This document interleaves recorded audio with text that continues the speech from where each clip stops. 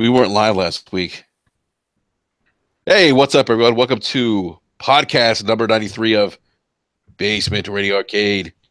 And we're back after a week off. We had a little bit of a hiatus last week.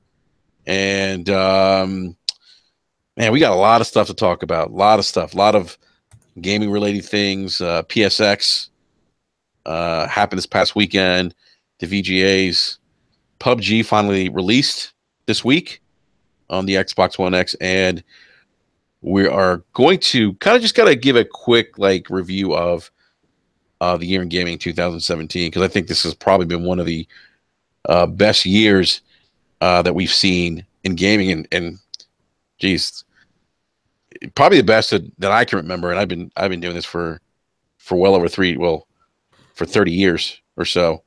Without further ado, we have a special guest this evening. We have JW, Kratos, the man. Welcome to Brap. Hey everybody, it's your boy JayDub, aka Kratos, the god of PlayStation and all things gaming. I'm here on the Basement Radio podcast. It's my first time being here. It's an honor. Thanks for having me on. Let's get at it, man. Ready to talk about these games. Absolutely, man. We are thrilled, excited to have you on, man. I gotta say, I love your memes. I love the memes that you put out there. The timing of them and the memes are perfect always. Thanks, man. It's my stick. It's the stick. And again, it's for entertainment. You know, the quick wit and stuff like that. Going back and forth with my friends. It's all fun and games. It's all fun and games. Exactly, and it's funny because for people who don't know you, they would think that you're being very serious, but they don't realize is you're kind of just having fun and poking fun at the console wars. Yeah, it's again, you know, you find somebody who is very passionate about something, whether it's a PlayStation or Xbox, and right now let's face it, it's much easier to, you know, pick on my Xbox friends than it is my PlayStation friends, just because of the type of environment that we're in and the whole silly console war thing. And so, you know, I go at it, you know, with my friends, you know, Tim Dog and Randall Thor and, you know, and the rest of them. Again, it's all funny games, and I just try to make you guys laugh. You know, I try to be that funny guy. No, dude, you do a great job. I mean, I laugh all the time. I think it's, like I said, those memes, man, get me all the time. You know, it's but you know what people probably don't realize too is that, you know, outside of just kind of jabbing for fun, or you just, you know, kind of busting balls for fun.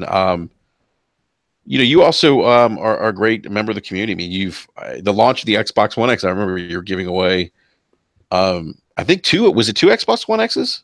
Yeah, it was two Xbox One X's. Yeah, and I remember you gave one to, I think Fame was one of the Fame Entertainment was one of the recipients. Yeah, he won one, and another guy won one, and literally right before the show, I did one. I had a Project Scorpio edition Xbox One X as well as PUBG that I bundled together. And shout out to, I'm sorry if I don't know his Twitter handle. It's just a random. I always do it randomly, so it's not like it's just, you know, it's chosen in a certain way. You know, I'll have one of my kids to find anyone on my timeline and just choose them, and I'll just take them and say, "Hey, you won this," and, you know, ship it to them. So that's awesome, man. That's awesome. Amazing, man. Hats off to you for doing that, man. That's something that we just don't see enough in the community. You know what I mean? Gotta support each other, and, you know, you doing that is huge. You know what I mean? Because you don't just do it from one side; you kind of do it for everybody. And I think a lot of people need to appreciate that. You know what I mean? Yeah. Well, you know, just, you know, a lot of people give to charities. A lot of people give to organizations and stuff like that. I figure, hey, this is a community that I like. This is our hobby of choice. Why not give to, you know, the fellow gamers? I mean, this is what we do. This is, you know, we're on a podcast right now talking about games. This is what we love. This is what we're passionate about. Why not make somebody else's, you know, day brighter by doing that? Mm-hmm. So that's just kind of a little thing that I do. So Yeah, that's like B said, that's just awesome, man. So that's why we wanted to have you on too, because so that people get to know you too. I mean, that's the other thing. Like I said, I think people if they see you on Twitter, they think the opposite, and that's not the case. So thank you again, man. Like I said, we're really excited to have you on. So B Money, man, I missed you last week, man. It's great to talk to you again. I know we chat in DM, but it's not the same as chatting live. Yeah, man. It's always great when we link up. You know what I mean? Brad podcast is always a great time, and we always have great conversations. Talking about these video games. So I'm ready to get into it, man. All right, man. Well, let's do it. So PSX happened this past weekend, and JW, you were there. This was your first PSX, man. So tell us a little bit about that, how that went. It was I was supposed to go last year, and I got cold feet because again, I didn't know anybody in the industry. I didn't know any I wasn't podcasting and stuff, so I didn't really know anybody, and I just really didn't want to go there by myself. And so the first part of this year, I ended up getting invited on a podcast and a couple of more podcasts, and then I started doing videos and stuff like that, and so I got more comfortable. And I said I was going to make sure that I went to this one, and what an experience it is. Totally different feel than if you're sitting on the couch watching these trailers and the show and stuff like that. You have to be there. You have to experience every facet of this event. Sony has curated.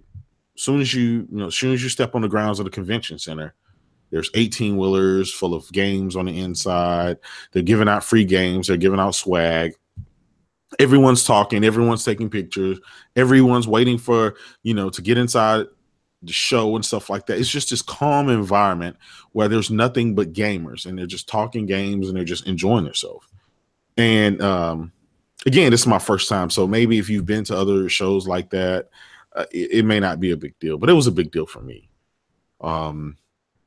And just anticipating going in, they had just all these different teams, such as they had Aloy from Horizon Zero Dawn. They had a person there. They had Nathan Drake, a guy that looked like him. Obviously, they had Kratos and Atreus there. It was a really good feeling. And nice, man. I'll really try to fast forward to the good stuff. And because that's the first thing people want to ask me. Well, what about the games? Yeah. What were the hottest game? What was the hottest game you saw there? Something that took me by surprise. We've all seen Spider-Man, right? We've all seen the trailer. We've seen the gameplay. But man, when you see it in person on the screen, up close in person, running on the Pro, that game is so beautiful. It was the shocker of the show to me at how gorgeous that game was. I wasn't expecting it to be that beautiful. And I've seen God of War. I've seen Days Gone. The Last of Us. A lot of these other games, Far Cry 5, Monster Hunter. I've seen all these games, but when I walked up to see Spider-Man, I was like, holy crap, this is some next generation stuff going on here. Wow, really? Yes. Well, I mean, that's an Insomniac pedigree, man. You see how great Ratchet and Clank looks? Yeah. That's true. That's true. Ratchet and Clank looks like a Pixar movie in motion, but come on, like this. I can't explain it. You guys have to see it. Like when I looked at it, it wasn't about resolution. It wasn't about any of that. This is the most beautiful game I've ever seen in my life, bar none. Even over God of War, even over The Last of Us, even over Days Gone, and all these other games. So that said a lot to me. That said, geez, these guys really, really care. They're really passionate about their game. Mm-hmm. And that leads me to another segment, which was maybe you guys saw on TV. Obviously, I was there, but having the developers to be in front of you, explain their craft, explain how they do development, explain all these different things. It lets you into a big world and a big insight of how they create their game. And these guys are like, hey, look, we've been working on Spider-Man. We've been working on The Last of Us and Days Gone and all these other games for 5 years. Now, us as a consumer, We just heard about them last year or the year before. You exactly. know? Yeah. So we're like, this game is going to come out to 2019, 2020, 20, whatever. But these guys have really been working on this stuff for years. And Yoshida and Sean Layton, they went into detail. Even Mark Cerny. Yeah. But the one thing I understand from Sony is that with a lot of their first party developers or devs that are working on exclusive content that might not be first party, they actually give them some time to really kind of get their hands on the hardware and get a good grasp of how to develop for it, so that these games come out looking and performing as good as they do. You know, I heard you say, resolution aside, Spider-Man looks awesome. I think we forget about. I think we've been bombarded by resolution so much recently that we forget that there's actually a difference between graphics and resolution. You can have a game that has great looking graphics and run 1080p and it looks gorgeous. Definitely. I mean, just look at the Switch. Look at it. It's an underpowered handheld, and yet once you put it on Mario or Zelda or any of those other games, you totally forget about resolution and frames. Like, you don't care about the specs. You just have a big smile on your face. And at the end of the day, that's what it's all about. Exactly. I agree. And I really, looking back, hindsight is 2020, but looking back, if Microsoft would have channeled that type of logic, saying, you know what, we know the hardware is a little bit weaker than the PlayStation 4, but what we're going to do is create those games like Rise, Son of Rome, which is a beautiful game. I mean, there's just so many games that originally was on the Xbox One that were beautiful for the hardware. But Rise is a great example of that. Yeah, exactly. So if they would have made a bunch of games like that really just utilized the power that it had, then we probably wouldn't need these mid-gen refreshes. We wouldn't have needed those. And people would have been totally happy with having a beautiful game that runs exclusively on the format. And Nintendo is, again, I mean, hats off to those guys. They decided not to focus on this whole resolution war stuff and just focus on giving people fun games, and it's paying off for them big time. Yeah, I agree. And not just fun games, but just, creating a platform that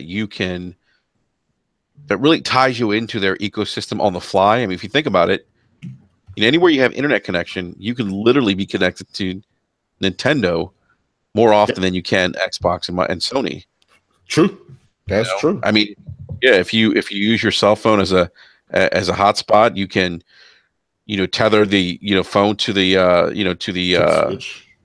Switch, and you're tied into their ecosystem on the fly. You can download games and play them. I mean, exactly. They really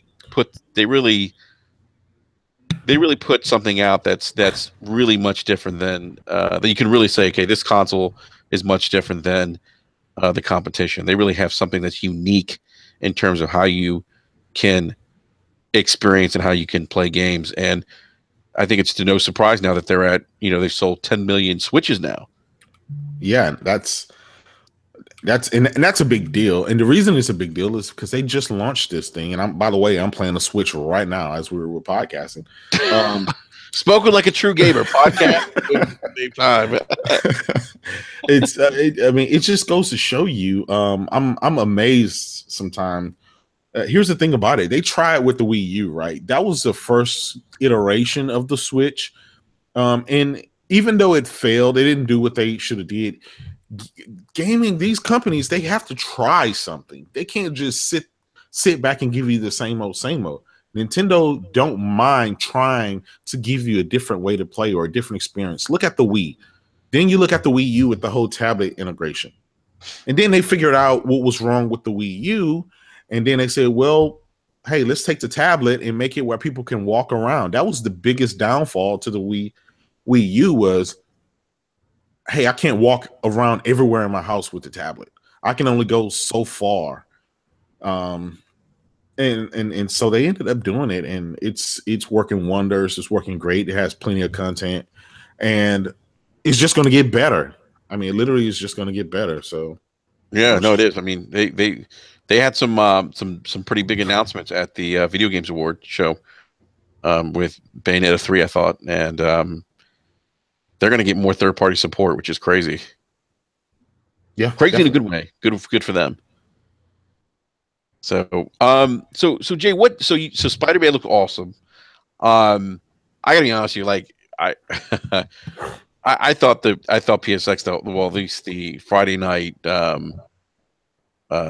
presentation was kind of boring, and I didn't really stick around to watch too much of it. But I did enjoy the demo of Detroit. So, what did that look? How did that look in person? Well, I actually got hands on. I got to play it. They had about 30 stations, and TVs and stuff like TVs and pros set up for you to play that game, and it plays. It plays like all of those other games that come from the company. Heavy Rain. Yes. All Heavy Rain. Oh my God. And what's the other one? Beyond Two Souls. Yeah, it plays just like that. But this is the next generation to that. So you can imagine, the graphics are top notch. You're going to enjoy. But when they did their live demo on the stage with Greg and Yoshida was on stage, Sean Layton and Kojima. When they did that, we were actually in the crowd yelling at him which options to choose. So we were like, no, go back, pick up the knife and this and that. And it was thousands of us. And so we were yelling at him what to do. So what you guys saw, that was just us giving him the feedback to go and do it. So the guy was literally playing it himself with our feedback. So it was really cool. And at the end of the day, when he finished the mission and saved the little girl, everyone was like, oh man, this is going to be so awesome. I can't wait to get to play it. And after that particular showcase, we went out and we played it, got hands on, and it plays like a dream. Yeah, it looks like the movement has been improved. You know what I mean? When you compare it to a lot of the older games, which is nice. You know what I mean? It looks like the choices come up a little quicker and can make faster decisions. So it's very intriguing, man.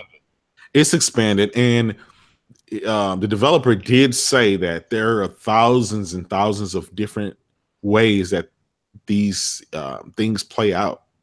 Just because you get close to 100% of having the evidence does not necessarily mean that it's going to play out well. Something you did in the beginning could trigger something that goes wrong at the end.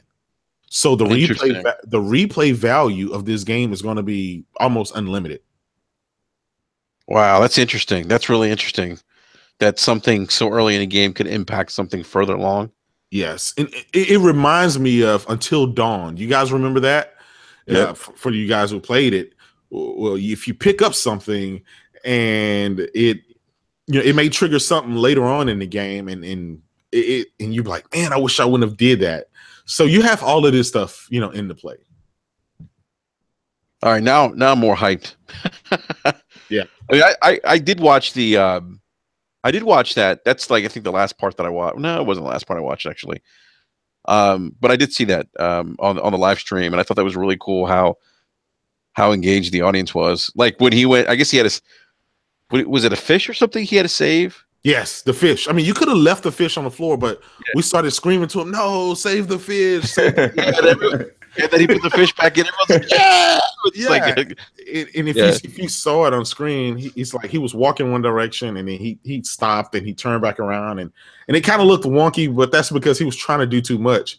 He didn't know if he want to go forward or if he want to turn back, and I'm pretty sure the developer knew what he wanted to do, but he allowed us fans to yell at him and tell him which decisions to make. And so he saved the fish, and then we all start cheering. Yeah, it's nuts. It was the experience behind that. And I got to give it to them for that, man. They created an experience and an environment for me to really enjoy myself, where if I was at home, I probably would have, been like everybody else. It's mediocre. I think we were spoiled from last year's PSX that set a benchmark that they will probably never, ever, ever be able to surpass before, again.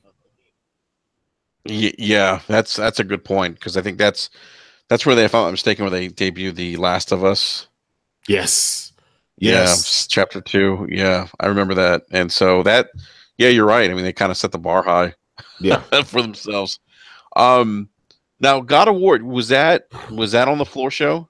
It Or show was. floor? It was. Now here's the thing. They had, when I say experiences, they carved out a big chunk of the convention center to, like, for example, God of War. There's a whole section of the building that is designed for God of War. You had real live God of War characters that were there taking pictures with people. I'm not sure if you guys saw it on Twitter. I tried to post as much as I possibly could to give people, some insight as to what was going on. So there was a line, you get in the line and you go through. So you got to see, get some of the backstory of Atreus, of Kratos, and where he is. How did he get to the point where he is now? Then there was a boat. You step inside the boat, you take some pictures, then you walk around, and there's these TVs playing the real-time footage, so you're seeing it running on the Pro. There was just so much to do in the God of War area. And they had the same thing for Spider-Man, and a big area for Days Gone, and Monster Hunter, and Far Cry. And so they curated this experience. So it wasn't just, hey, here's a bunch of pros, go play the game. They gave you that experience where, if you wanted to take advantage of it, you could. And I did. Trust me, I did. You know what's interesting is that we didn't even get a release date, though. Because I thought we were going to get like an actual release date for God of War. And if you guys watch the show, Greg, he pushed, he tried, he begged the developer. Sean Layden, he twisted a knife in his back. Yoshida, the same thing. Here's the thing. One thing we do know, and they have confirmed, all of these games are playable from start to finish, every single one of them. Even the games that you guys think are coming out in 2019 or 2020, they're all playable from start to finish. The bulk of these games are already finished. Yoshida tried to, yes. So God of War's finished. Yeah, God of War's finished. Days Gone is finished. Wait, so did you get to play Days Gone? We didn't. They curated the experience. Now they did explain. Gotcha, okay. They did explain the situation. This is why I'm trying to relay it to you. All of these developers have been working on these games for over 5 years. Every single one of these games. Every single one of these games are 5 years in development. Mm-hmm. Believe it or not, even Kojima's Death Stranding has been. It's not going to take long to get that game out. Here's the thing. Kojima explained, you spend 3 to 4 years trying to build a engine. And if you guys remember, he was over at Konami and he built the Fox engine. Well, that takes 3 to 4 years just to get an engine. And then it takes you another couple of years to get the game on playable format, and then the graphics and everything else. And then you finish it off about, year 6 or 7, depending on how big the game is. Yeah. But now he came over to Sony and he said he could have went anywhere. All these guys were offering him money left and right. But Sony is the only one, with Andrew House, that told him, hey, go to every single studio, take a trip on me to every one of our studios, visit it, whatever you want, you can have it. The guys were wide open. All the Sony developers, they share engines, they share techniques, they share the talent. You have guys over here that's working on this game. They'll send some guys over there to work on that game. It's one big collaborative effort within Sony's studios. And wow. I thought that was something that the gamers didn't know before. That's not something that people will open up and show you the inside of how these guys are consistently able to give you the Uncharted, The Last of Us, and all of these big hits that come out. How are these guys able to give you effortless single player experiences that guys really care about? But believe it or not, a lot of the gamers are invested in not just the characters in the game, but the people who develop them. When you saw the Uncharted team come out, people care about, Neil Druckmann and all of those other guys who play those characters. The guy who played Sully. You really care about those guys, and it really, it really shows to it's the testament of when you have a great studio and if those guys are really so close, then the game is going to come out and show the pride in that product. Dude, that's actually fascinating in a sense that that they were, you know, kind of open the doors to Kojima. Yeah. I still don't believe the game's going to be done anytime soon, though. Yeah. No, I'm not saying the game is coming out, you know, in January or anything like that. I'm telling you that based on what he said, the guys opened the door for him. They said you can have whatever you want, and they hadn't even signed him to a contract. They hadn't even talked about. They hadn't did any of that. The guy can just come in and do whatever he wants, take as much time as he wants. And obviously, he decided to take Guerrilla Games' Decima engine because it was so flexible. He took it and he crafted it to fit Death Stranding. So everything that we saw so far was running in engine, and the game is playable from start to finish in its current state. Now, that doesn't mean he's not going to add more stuff, and he's still working out the ending. From what I hear, it's going to take 5 to 6 hours before you get an understanding of what he's trying to do with the game and where everything lies. And that's just typical Kojima. The game's coming out in 2019. You think Sony set this up so perfectly, you know what I mean? The way that they got everything lined up. That's why they've committed to releasing like 5 or 6 big games in 2018. Yeah. Because 2019 is going to be set up with Ghost of Tsushima, The Last of Us, and you got Death Stranding. That'll end it out. And then we'll start hearing the buzzwords and talk about PS5. Yes. And, you know what I mean? Then they'll just roll in the PS5 and keep it moving, man. Yeah. Even the mad scientist, I call him the mad scientist. Mark Cerny showed up. What was he like in person? Just like he is. You know, he wears eccentric shirts and stuff like that. Oh man, he's an interesting guy. But that's his stick. That's what he does. That's, you know, and I wouldn't change that for the world. This guy has, you know, to tell you the truth, the bulk of these guys that work for Sony, a lot of the executives, and even a lot of developers, these guys are long time. I mean, they're like 20-year people that have been here for a long time. Andrew House has been with Sony, I believe, for 30 years. Yeah, he was there about he was there, I think, about 20 something years. Yeah. PlayStation 1 and he was there for a long time. Yeah, and 2019 is Sony's 25th year anniversary in Japan, and the next year, which is 2020, is you know, the Sony PlayStation division for the US. So that would probably be perfectly around time to drop the PS5 and stuff like that. And yeah, I agree with that. Yeah, and for some of you guys that don't know, I tried to post pictures and stuff on Twitter, but so you guys probably saw the pictures and stuff with me and all day with Yoshida at dinner and stuff like that. So hold on, you had dinner with Yoshida, or you saw him at? Well, I'll tell you after the show. Oh, okay. Stuff I can't. Okay, all right. What's going on here, B? He's got some nuggets. Hey, man, I listened to his show yesterday, man. He was spilling the beans a little bit yesterday. Yeah. But you know, Jay's he was out there. He got some connections, man. So, Jay, when you were saying these games, see now, okay, all right. So now I see what you're saying. Like when you're saying these games are you know, complete, like God of War, and you mentioned Days Gone. Okay, so I see these guys are curating. Think about it. They have to think 2 to 3 years out. If they give us all these games next year in 2018, right?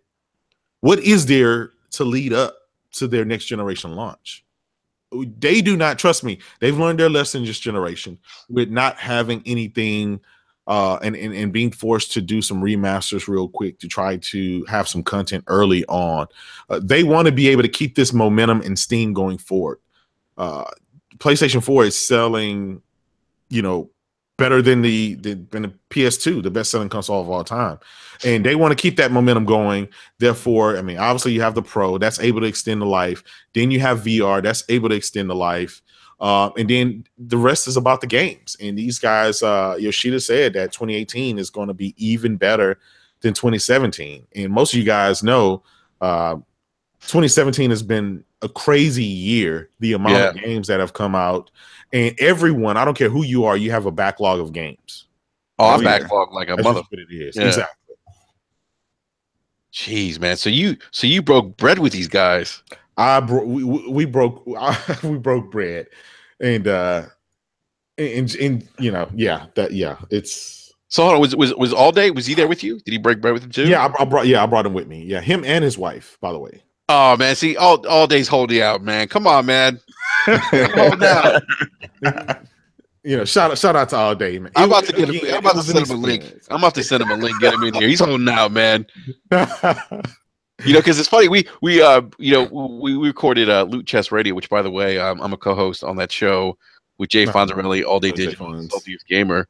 Mm-hmm. So if you guys haven't checked out Loot Chest Radio, definitely check it out. We actually pre-record, and then release every Monday on iTunes and YouTube and other podcast applications. But All Day actually called, or I should say called, and he joined the show. And was he talking to you?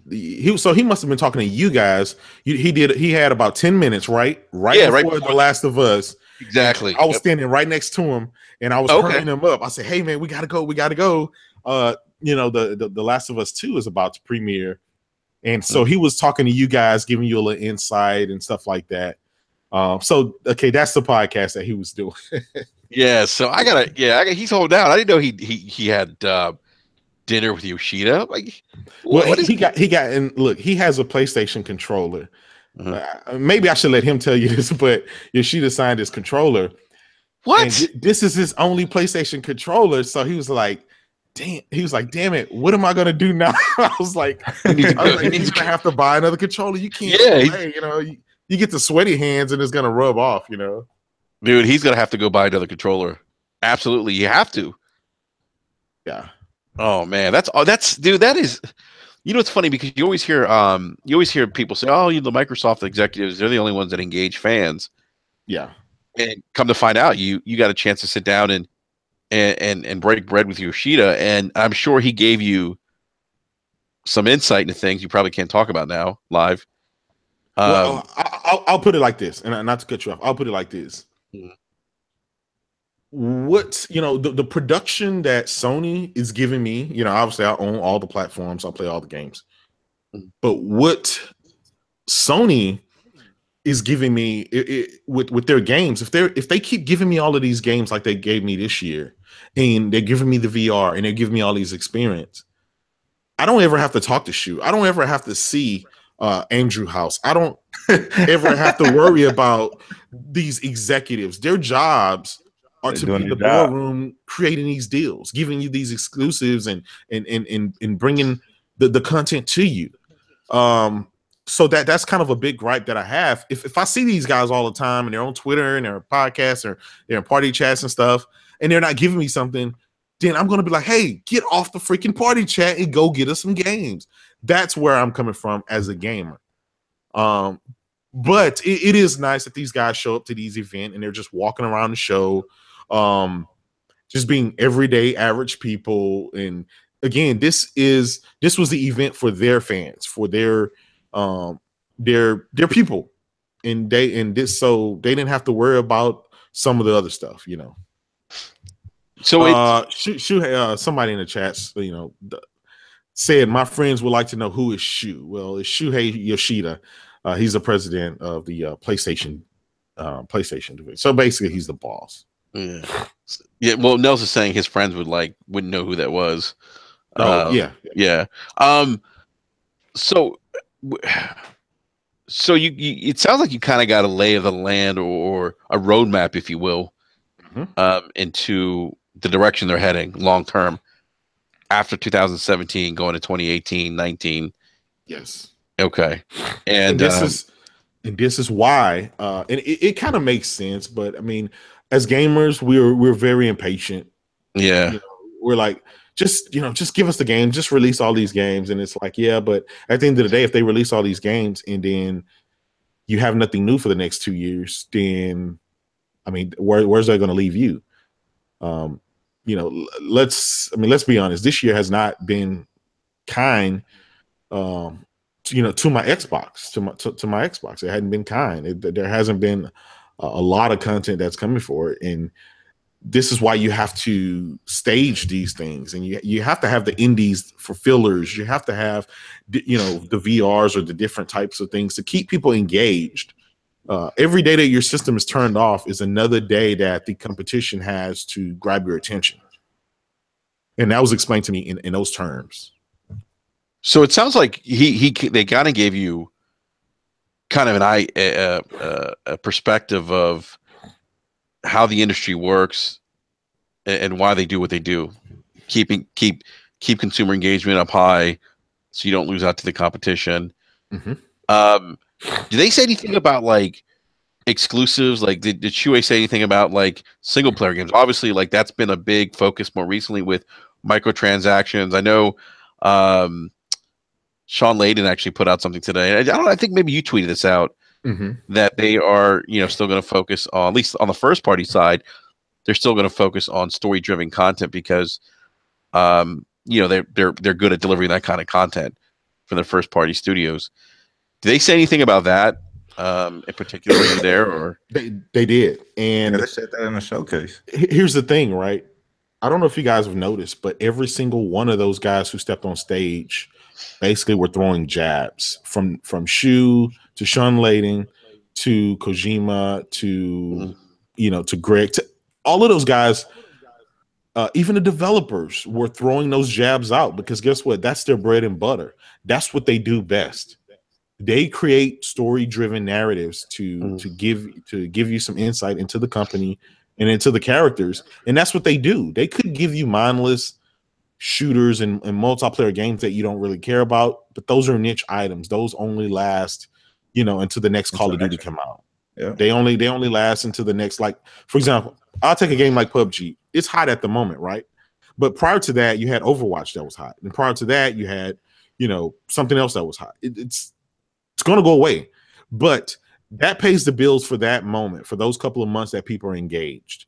But what really pays the bills in the long term is people who are infatuated with Ellie and Joel, people who are waiting for their next adventure, or what happens to Nathan Drake and who's going to take the torch over, and so they're good at that. And Sean Layden said, that's what we do. This is what we stay on our lane. This is how we perfect what we do. We're not, we can admit, guys, Killzone, while it's been a great series, it didn't light the world on fire. And it's because Sony doesn't really do shooters that well. And I think they're probably Killzone 2 was pretty good, and they did have some success with SOCOM, I thought, online, SOCOM Online. Yes, now that's one which, again, I'm hoping for a remaster or move the torch over. Maybe the Resistance. Again, we've had small pockets of success, but nothing on the level as a Halo or a Call of Duty or even a Battlefield. Nothing like that. That just no, they haven't had that. Yeah. And so that's, again, but they admit this is not what that's not what we do. You see what I'm saying? Yeah. All day says, ask Jay if I ran to The Last of Us. Me and him, we were booking it, man. We never ran as fast as possible. And then we missed out on our seats. Thanks to you guys. We missed out on our luxury seats that we had sitting right in front of the stage, and from that standpoint, we went way in the nosebleed section. But it was still great. We still had some, we were able to see and hear and see those guys, and they announced some new characters and stuff like that. So it was all about the experience, and this is something that you can't get from the couch. You had to be there, and now will they use the same format next year? Don't know. It's really up to them. They said that they're trying to see what works best. They could just release a bunch of trailers and a bunch of gameplay and then just leave it at that. But they can do that at E3. They could do that at Paris Games Week. They could do that, at Tokyo Game Show. They are at a lot of events. So, man, I tell you what, so let me ask you a question. I don't know if you can answer this or not. Do you know the release date for Gears then? Or not Gears, God of War. Yes. Everyone knows it. It's just they're trying to do something special with it. It has a meaning. This game here, God of War, is deeper than what everybody else think. Wait, well, before we get to that, how deep it is, is it safe to say March 22nd? I'm gonna go on a limb. I'm gonna say yes. Okay. I'm going to go on a limb and say that. I don't think that'll be a problem. I mean, and we guessed that before PSX. We were, you know, it was leaked. It was leaked. Yeah, it was leaked, and it was meaning behind it. The Thor Thursday or something like that. It's just a lot that's going on with that game. You're bringing Kratos into a whole different element, a whole different, you know, set of gods that he's going to have to deal with. And part of that mythology, the Norse mythology, is, you know, you got Loki and Thor and stuff like that. And the fact that it's Sony and their relationships that they have with the movie studios and the stuff that they can pull with putting different characters in different games and the trade-offs that they did in Spider-Man. So you're probably going to see a bunch of, you know, twists and turns there as to what's going in, who's going to appear, who's going to play a cameo. It's Sony is in so that. Long. Yes. Yeah, I was surprised to hear 25 to 30 hours long. Keep in mind, I assumed it was going to be maybe max 10 hours. Yeah, I was thinking like 12 max. Yeah. So, and it's because of just how, I guess, well, it's kind of taking kind of an open world, kind of like Horizon Zero Dawn almost, right? Yes. Yep. Again, I think this strategy Sony is leaking to all of their games. Their, you know, don't be surprised if you see some cross pollination of some of their franchises. Would you say, when you say cross pollination, would you say that's equivalent or something like similar to what we see in the movies with the Marvel universe? I would give you the wink and the nod to that. I'm just going to leave it at that. I'll give you the wink. Think about it. If you have the license to certain characters and you are a movie studio and you can work out a deal where it's like, hey, I'll shoot your movie if you give me access to one or two of your characters. And we're not even going to put it in a movie, but I want to utilize them in a video game, something that doesn't threaten any other movie studio. So you don't have to deal with the rest of the stuff. That, like, they're in that unique position that no other company is ever been in.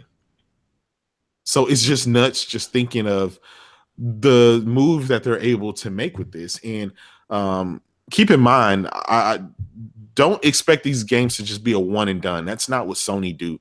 They're setting up these games for the long haul. These are, and they did say, and this was very telling. Yoshida is actually the one to say that. He said, "We can't do Nathan Drake forever. We can't do the Uncharted series forever. Something has to go.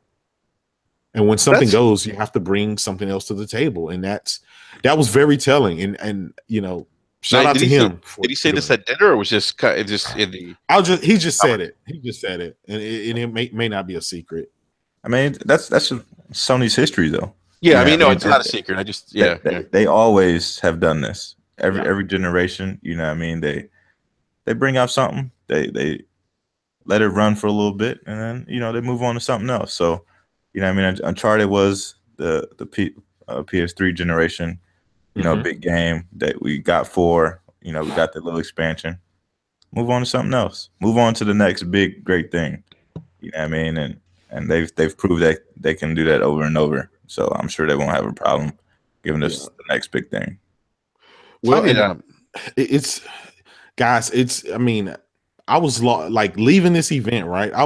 I came to a big realization about some stuff, and that led to my podcast last night, Brandon. I just came to, you know, some realizations about some stuff, and all of this information just kind of overwhelmed me at one time, and so I had a time to process it. and you know, so I had to breathe, and then so it just some things just got to me about.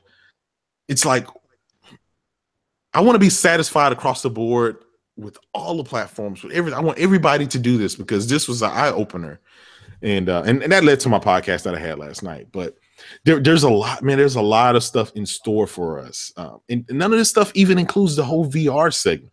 You know, that's a whole different topic.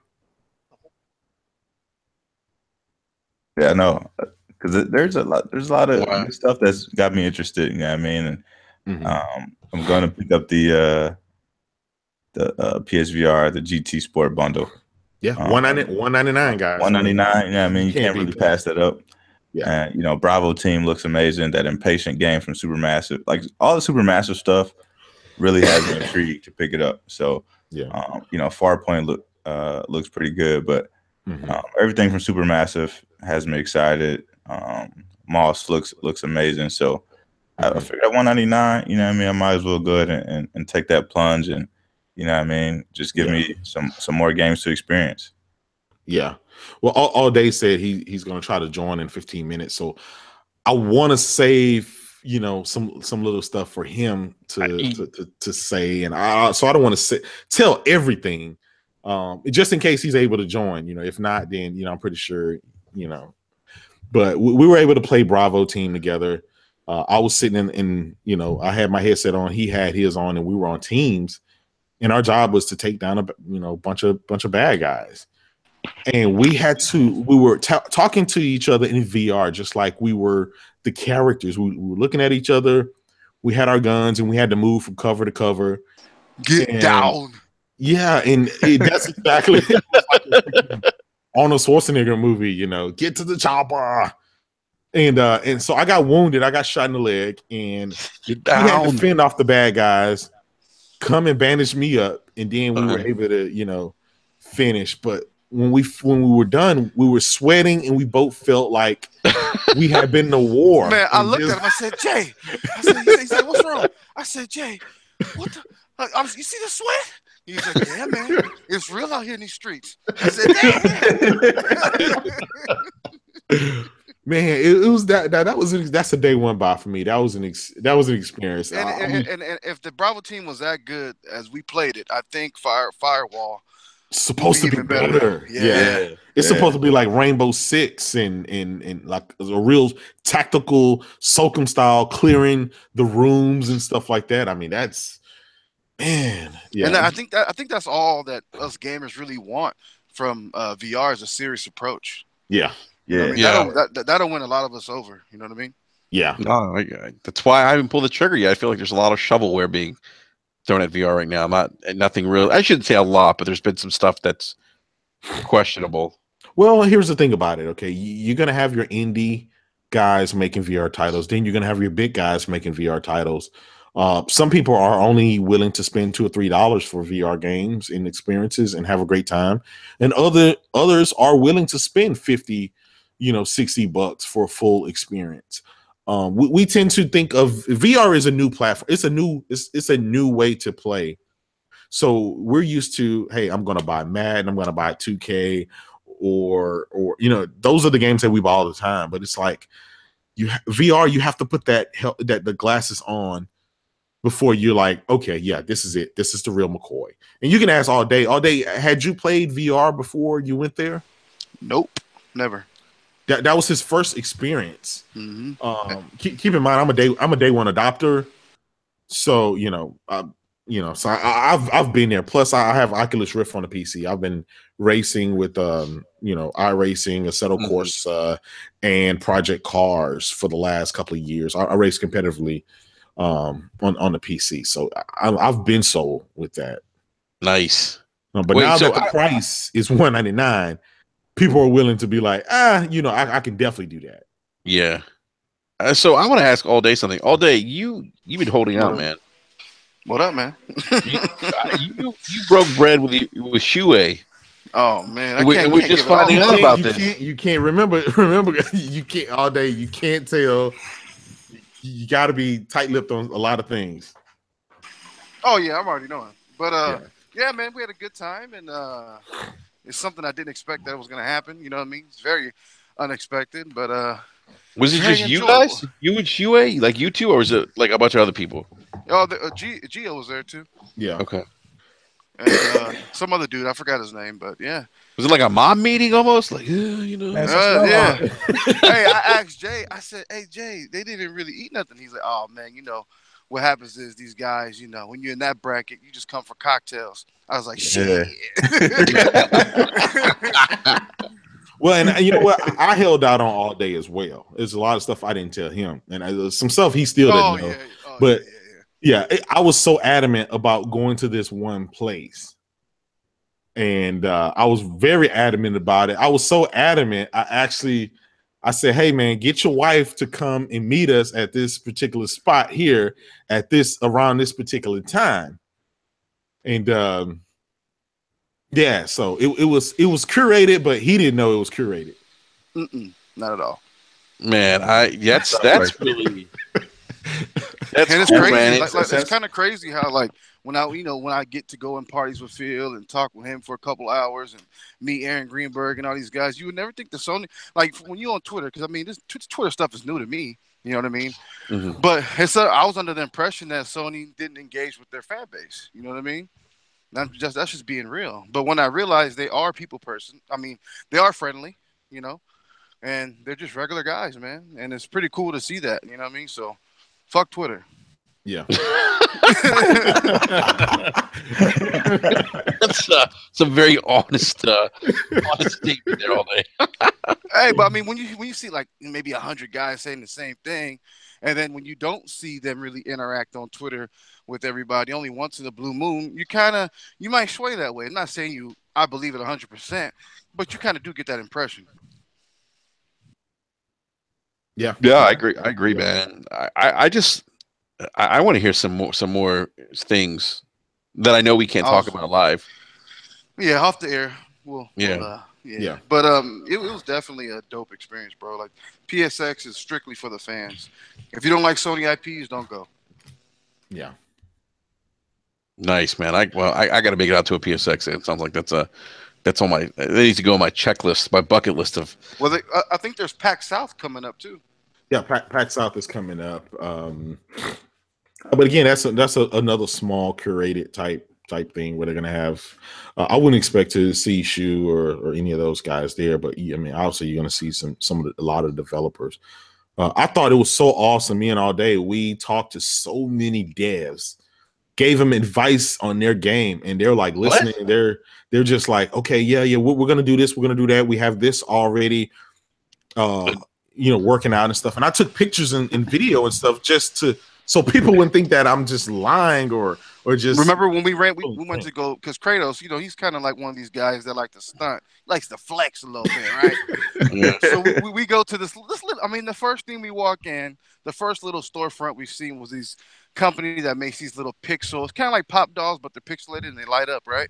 Mm-hmm. I said, I'm just sitting here like a little peasant. I'm like, hey, let me get that Ryu one right there. That one look tight. Evil Ryu. He's like, okay, that's a really limited. I said, cool. I know you're just lying just to sell them, but it's cool. I want it anyway.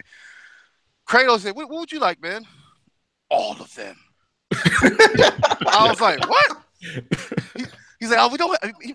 It was so bad he didn't even have nothing to put them in. He asked Jay, do you have a bag? He's like, yeah, you can put them in here. So we shipped it off to his house in the morning at FedEx. Ran into what's the guy's name? His name was Matthew Mahalan. He's one of the lead guys at PlayStation Plus. Yeah. Oh wow. And he was printing out some codes to give away at the show. And he tapped me on the shoulder and said, hey, you like Madden? I was like, yeah. He gave me 2 codes for Madden.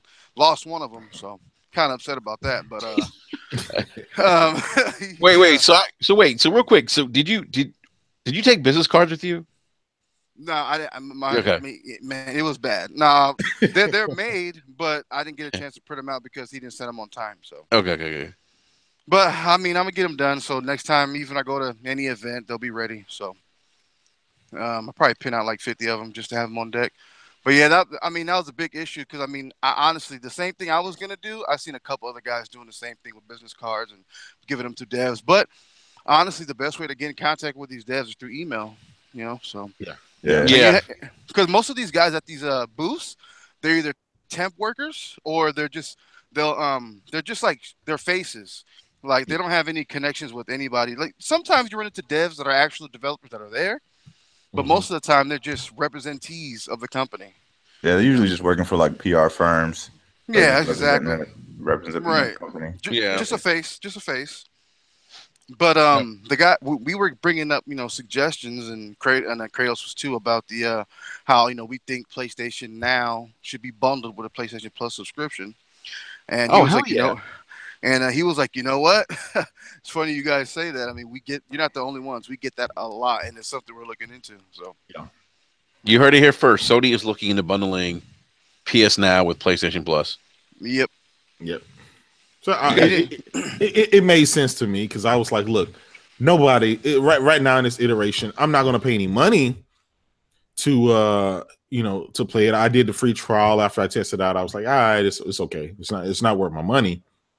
But since I'm already paying $60 a year, you guys can add that, add that part of that bundle, and maybe charge $70, and it will be more appealing.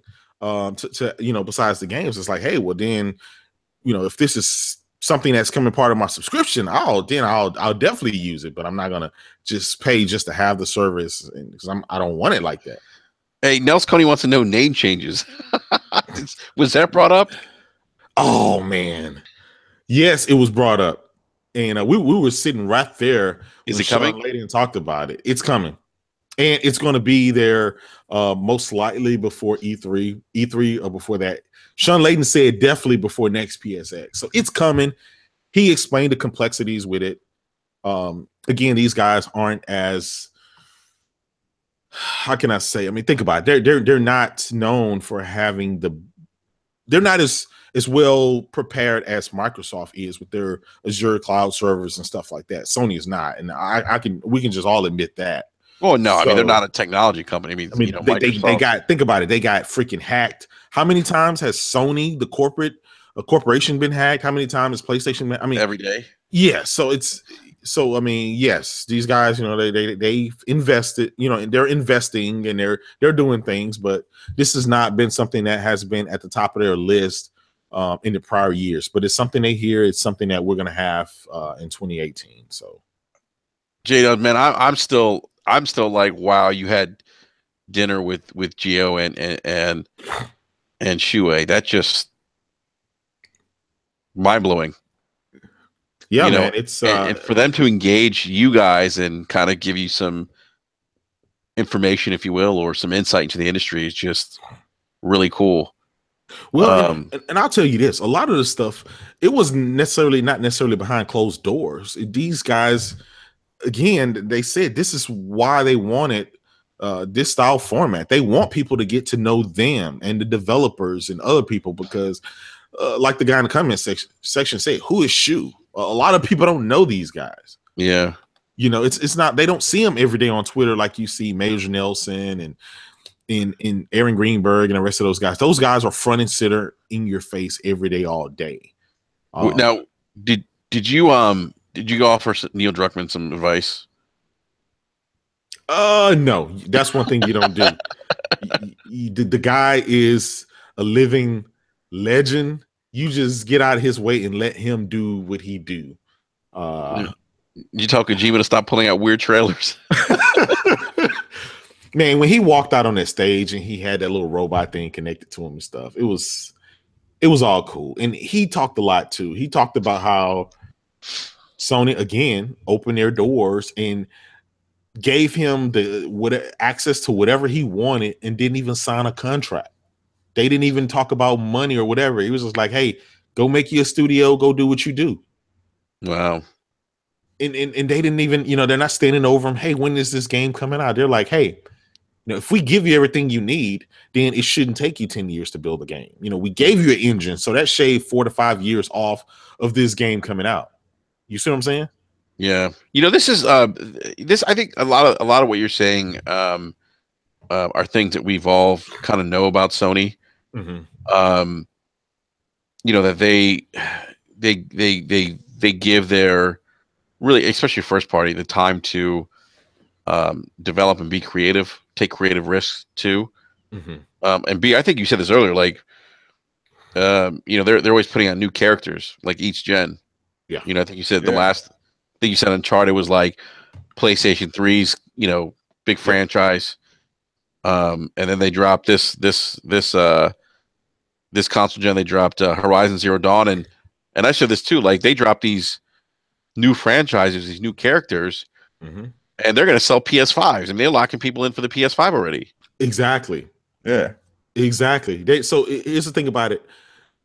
They've already probably, if you're a PlayStation guy, if you're a Sony guy, and that's your platform of choice that you play the bulk of the time, you're probably already solidified in that ecosystem.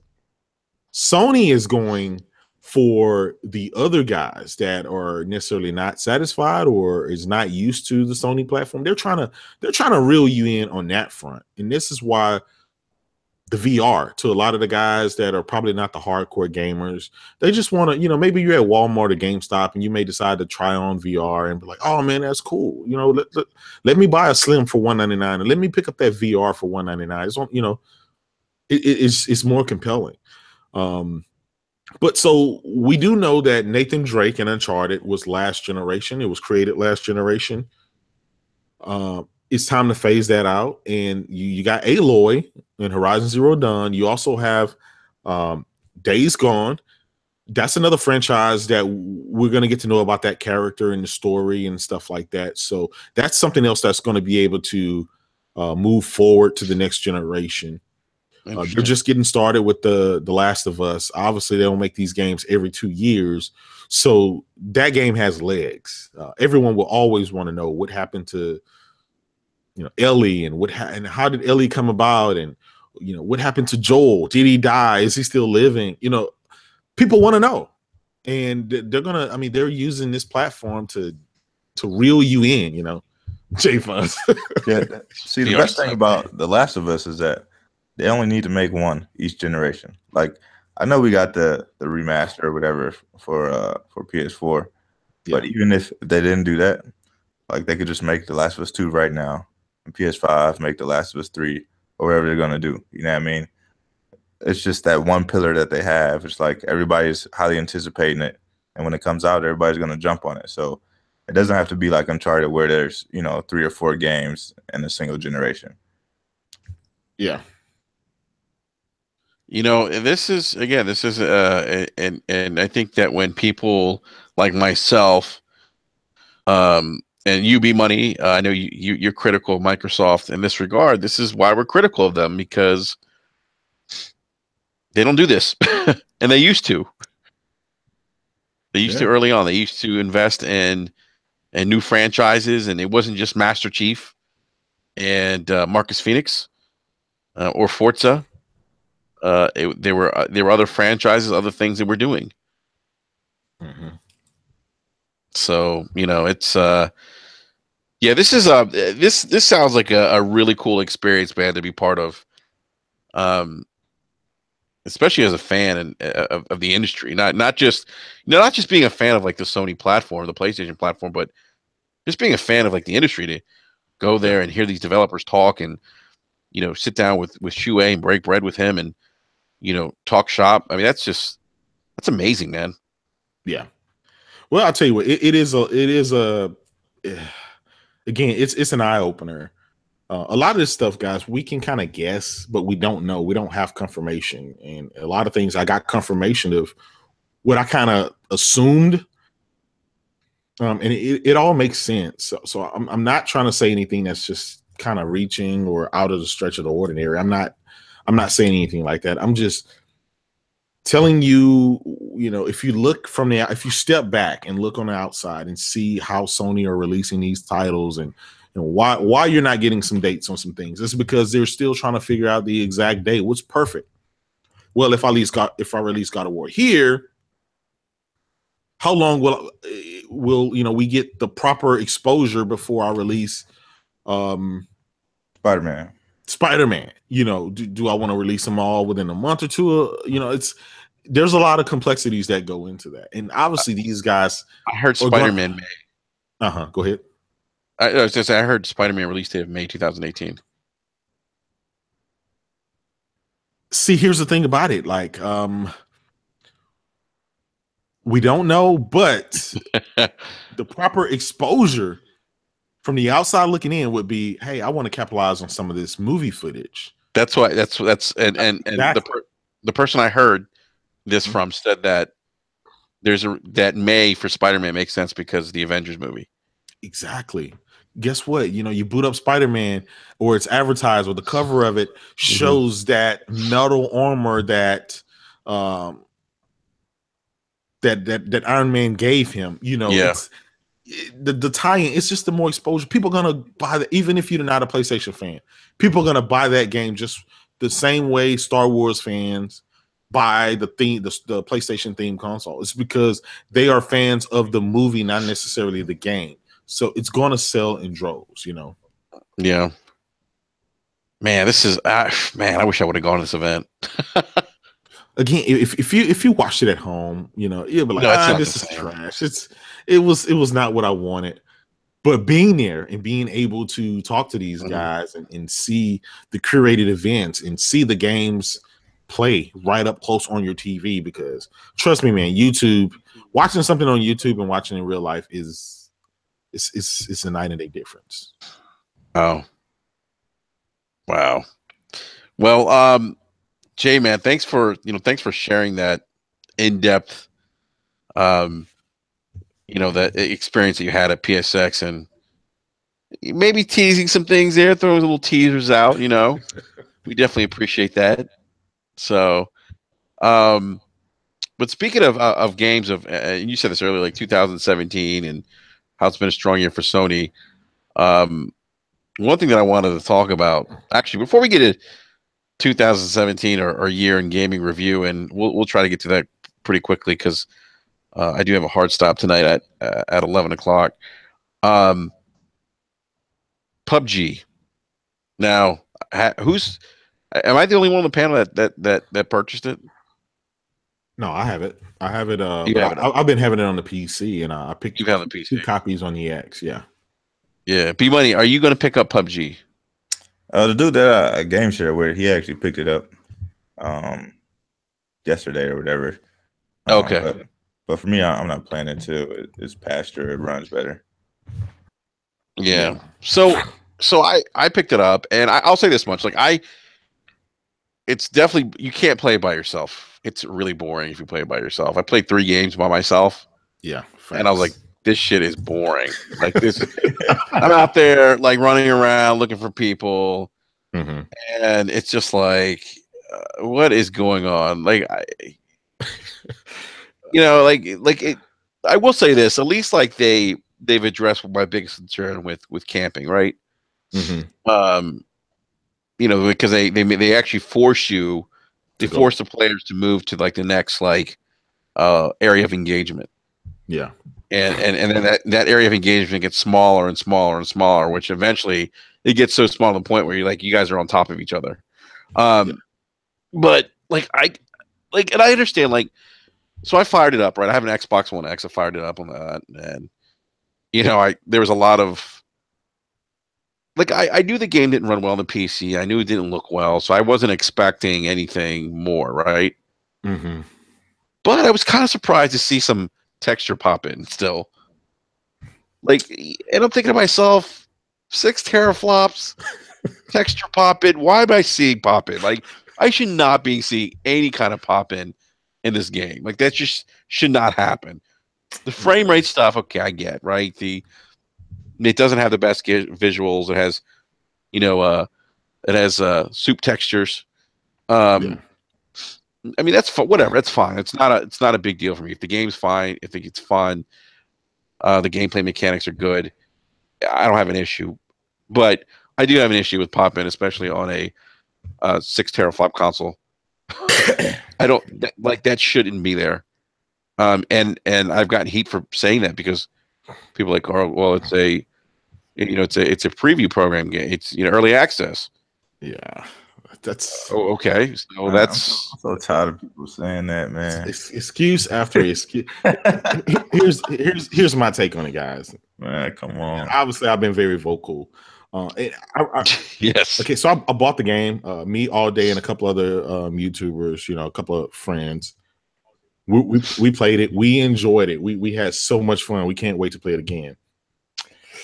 But here's the thing, right? So after that, the day settled. The next day, it took us forever. It took us 2 hours to get into a match. This is how messed up the servers and everything else. It just took us forever. Everything just really didn't work for the first 2 hours. Well, once we were able to get a couple of games in, then it opened up and everything was sustainable.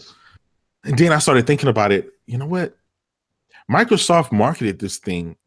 This was your biggest game of the year. This was PUBG. You put out commercials. You had shirts on. This thing was constantly talked about and hyped up. You sent the Gears of War team there to make sure this thing was going to be great.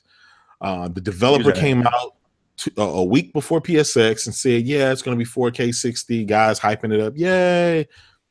The next day, backtrack. It's going to be 4K 30.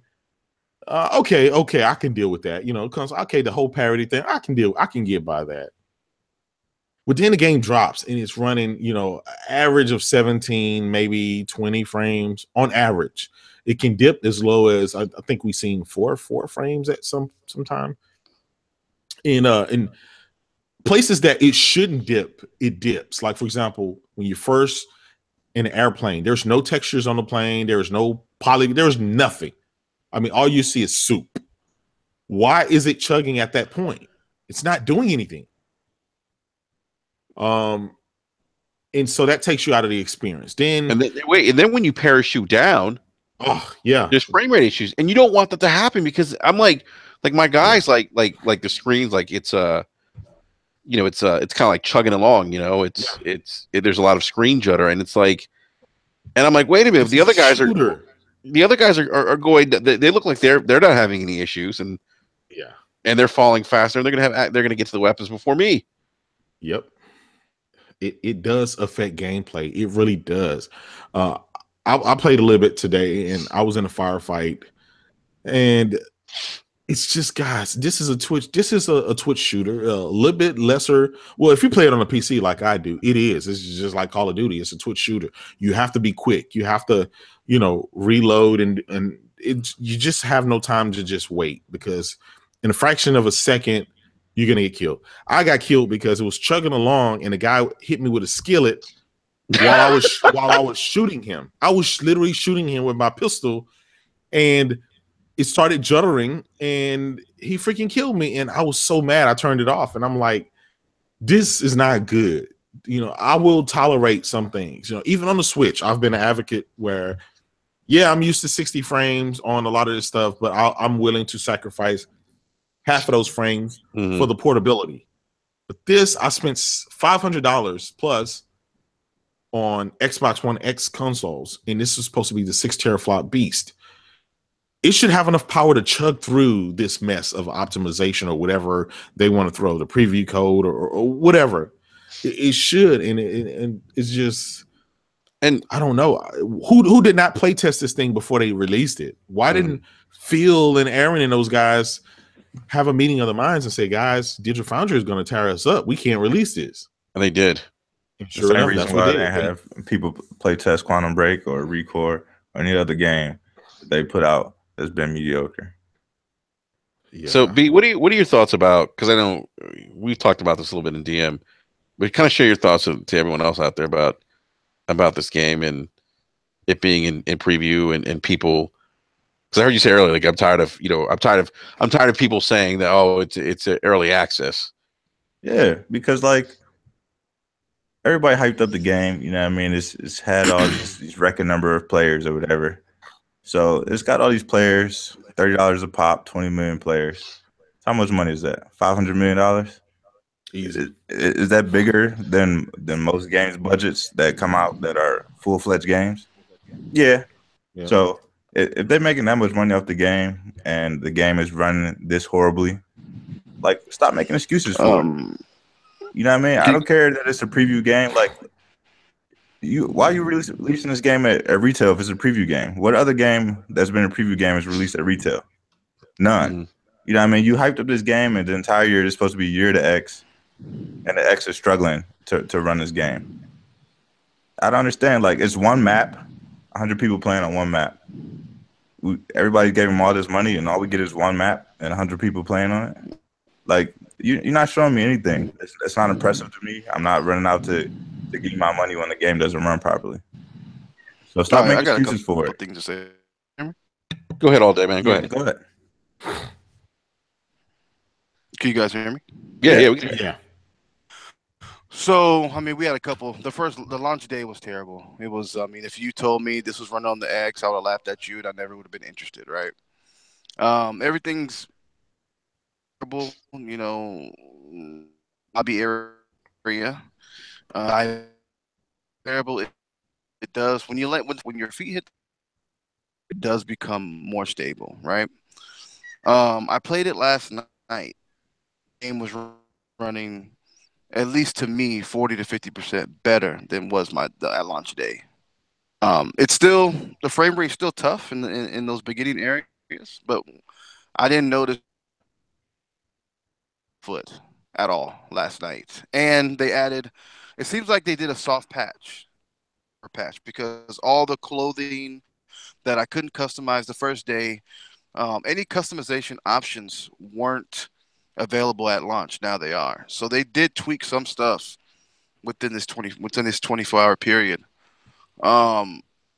Nonetheless, I mean, we know we brought a broken game, right? We all know that.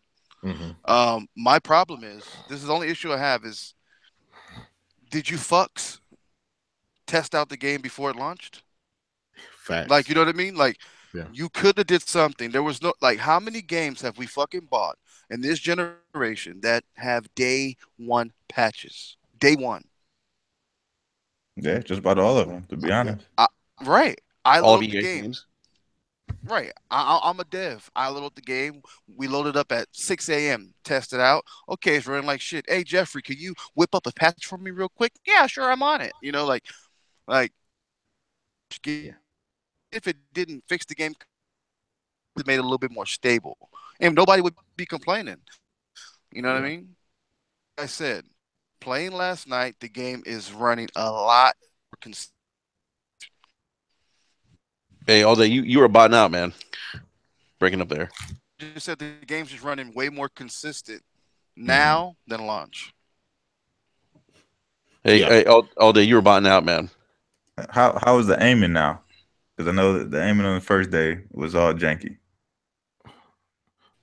Okay. So it didn't change in that perspective. It's still janky, man. Like I was playing last night. That won't change until they release a big patch to fix that. But, you know, you have a bunch of things working with you. You have the frames per second. We all know, you know, if you're playing a 60 frames per second, a Twitch shooter, the more frames, the better that you are, and the more accurate and the quick that you can react. I mean, just look at the PC gamers. I mean, guys are running 144, 150 plus frames in this game. And to kind of show people, because a lot of people are like, oh, it runs like crap on the PC, yada, yada. I've been playing this for over a year. So let me tell you guys what I did. I didn't even get on my gaming PC. I got on my gaming laptop that I travel with. And it has a GTX 1060. It's supposed to be on par with the X. So I popped it up. PC. I played again. PUBG is not a pretty game at all, so it doesn't really require much. Because it's not, I mean, it doesn't have the textures there. It doesn't have the stuff that you really need for a really beautiful looking game. Turn the settings to 4K, turn them to 1080p, just doing various tests, and I streamed it. And I say, you guys see this? It's running at 141 frames per second here, and now it's in 4K. It's running around 67 to 77 frames per second. It's not running like crap on the PC.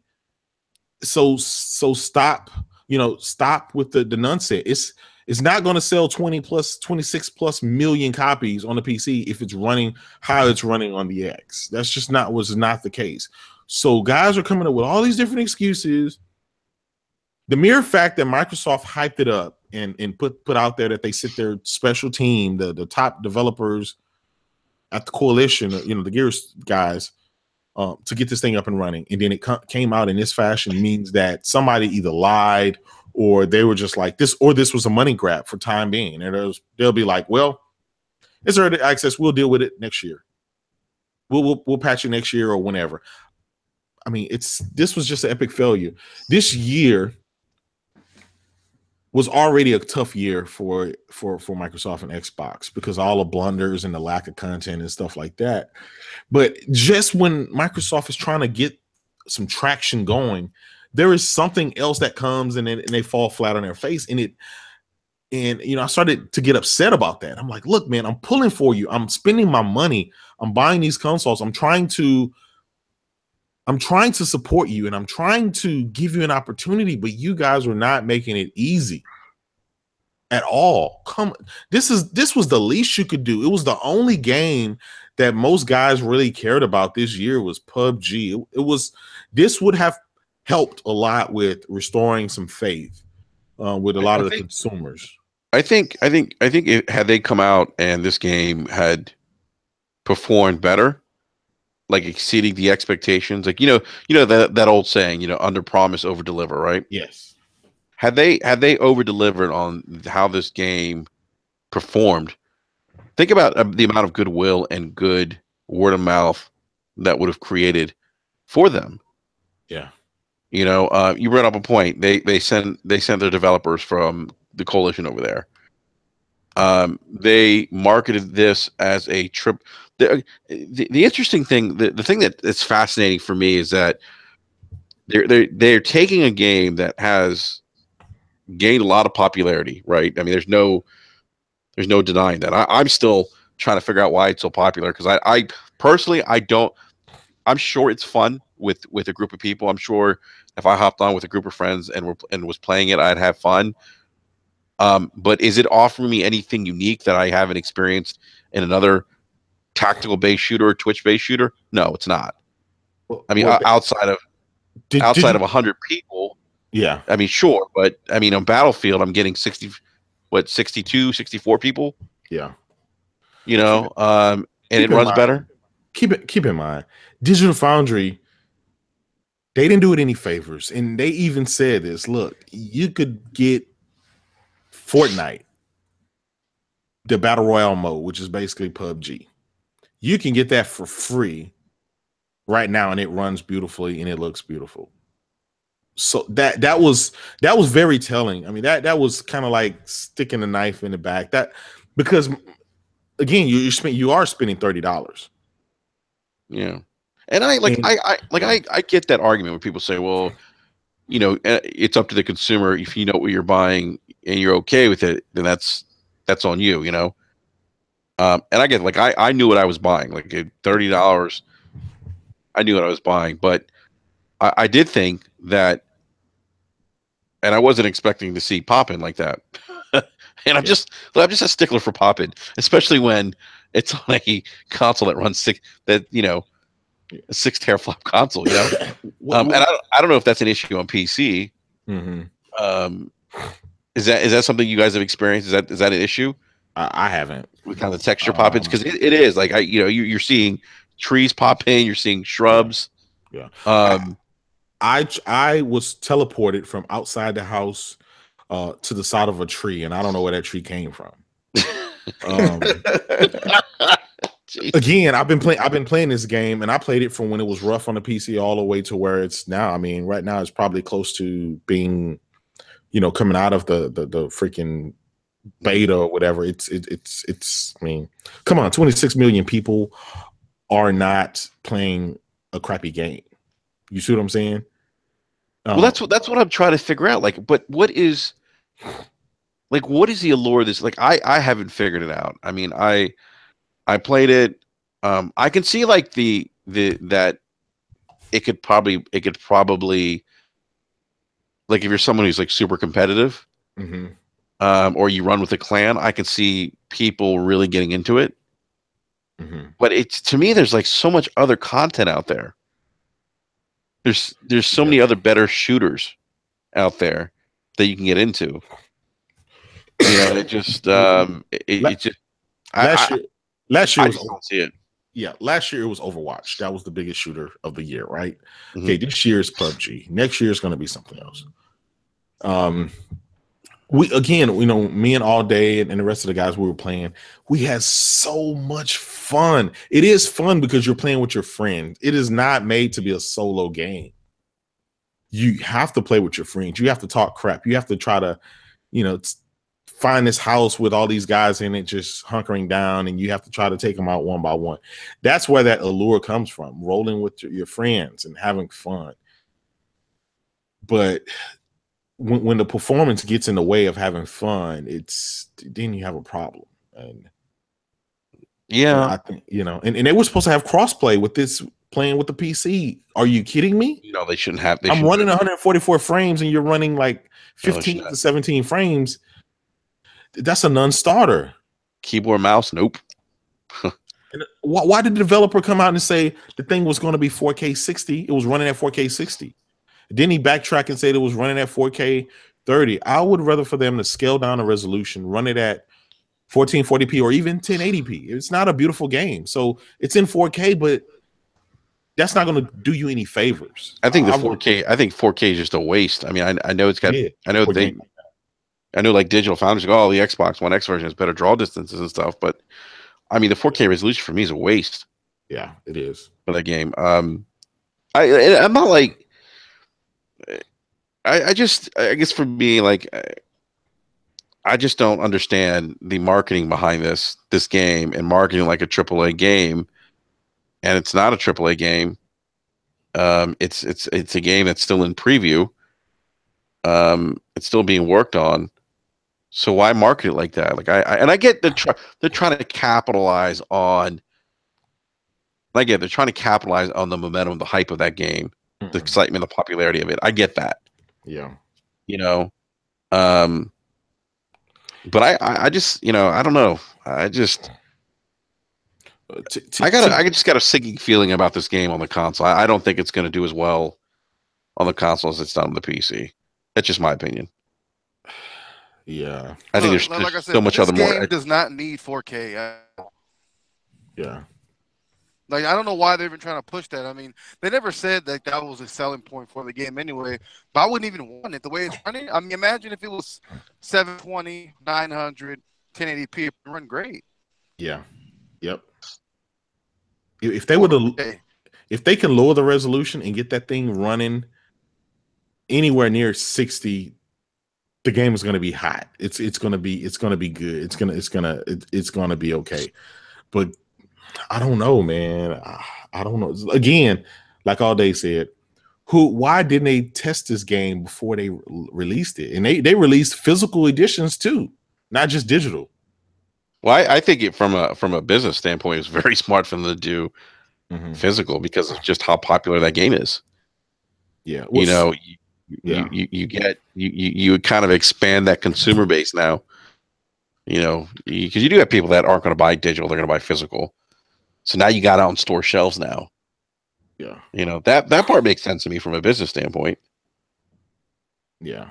So somebody in the chat said it's not physical; it's a cardboard box with a digital code. So that means they still spent the same amount of money. Yeah. For physical, physical print and physical box and wrap and all that. It's the same thing. I mean, you still wasted money. The whole part of going digital is you would have to pay $0 to print this thing and to ship it and to do all that stuff so you can keep more money and invest back into the game. I tell you what I find interesting, and tell me if you guys agree, that Microsoft has put so much money in and so much marketing behind that's not even finished. Yeah. You guys find that odd? Yeah, but here's the thing about it. They had nothing else this year that really just... I mean, let's announce the games that came out this year exclusively for them. They're exclusives, not multiplats. Let's name the games that came out for Xbox this year. You got your Cupheads. Forza, Food Events, Super Lucky Tail, Forza, Super Lucky Tail, and Phantom Dust. Yep, that's 5. Yeah, that's 5 games that came out for that platform. in some form or fashion. None of those games did well. Unfortunately, except Cuphead. Cuphead was that shining beacon.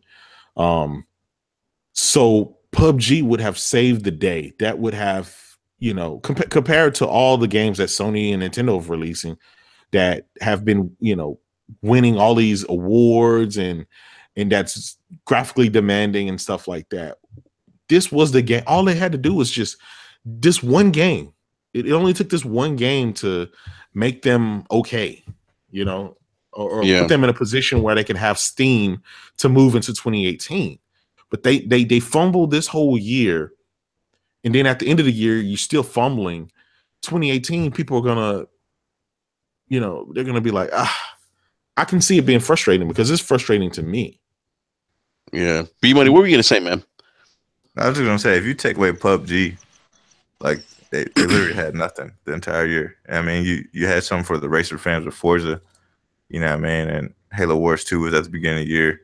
But even that is a niche title, you know what I mean? So take away PUBG. PUBG was the biggest game that they could have had for the year. Yeah. And then you got your Cuphead out there, but PUBG should have been the winner for them, and it just wasn't, or at least not now.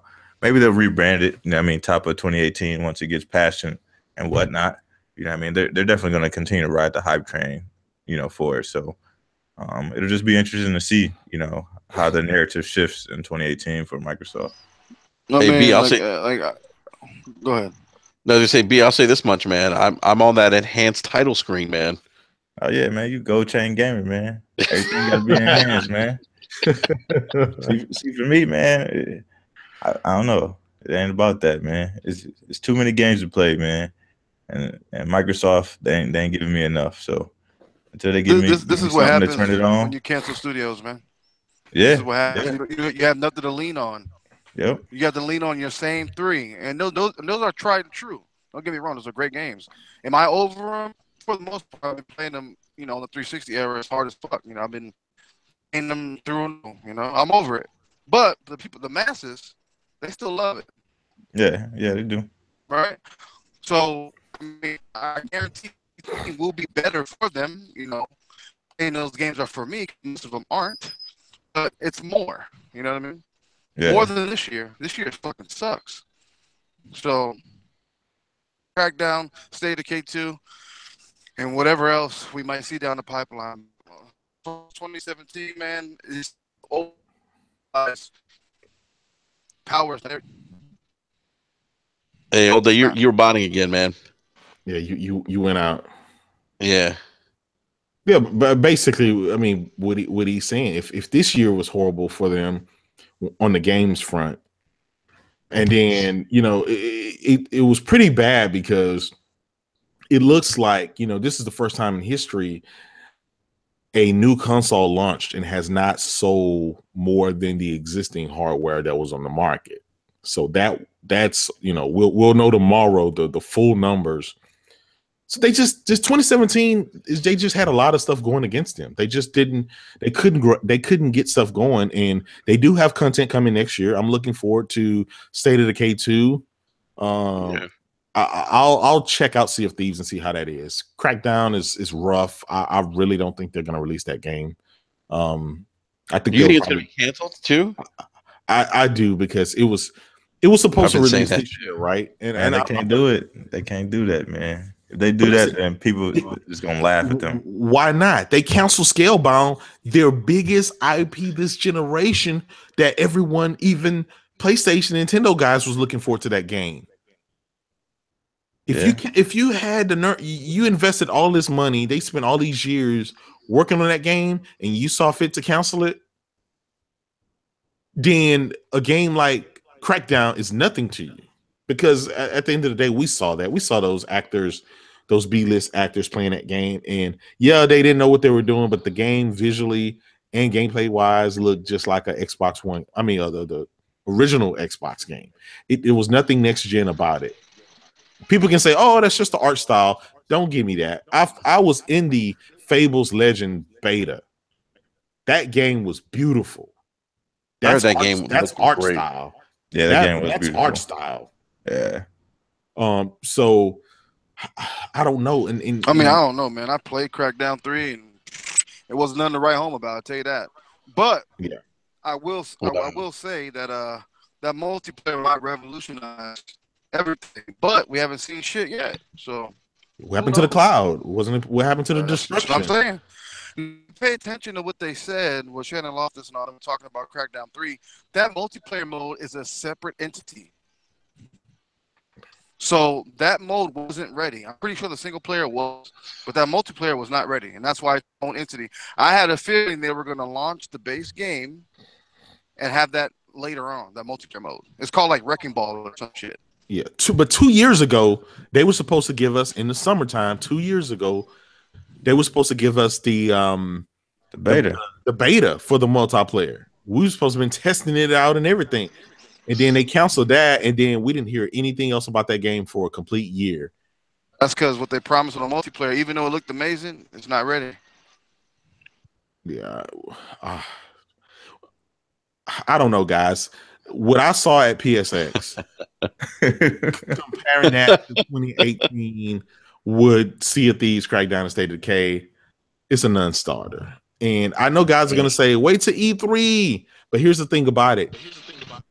They don't launch games at E3. They show you the future of games at E3. So when E3 comes, they're going to show you games that's going to be in 2019 and so on and so on. What are you doing? What are we doing? I mean, literally, I don't think the whole multiplayer thing and having slightly better versions of the multiplayer is going to be enough to sustain a lot of people against, the Gods of Wars and the Spider-Man. It's not. But no, it's not. Defense, but what they showed was something we never seen in gaming ever, right? So if they can pull that off, that will sell consoles and sell that game if it works. Yeah. Yeah. That's a problem. That's a selling day one. Selling point. Hey, give a fuck about running around looking at kill him. This ain't real part 2. Man, you're biting really bad. You're biting bad, man.